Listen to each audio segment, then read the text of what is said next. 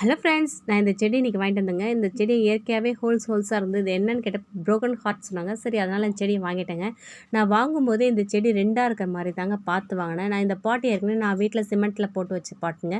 சரி, அதிலே வச்சிடலான்னு சொல்லிட்டு அந்த செடி எடுத்துட்டேங்க. அந்த செடி 2ஆக இருக்கிறனால ரெண்டுத்தையும் இந்த கார்னர் ஒன்று அந்த கார்னர் ஒன்று பிரித்து வைக்கலான்ட்டு எடுத்து பிரித்து வச்சுருக்கேங்க.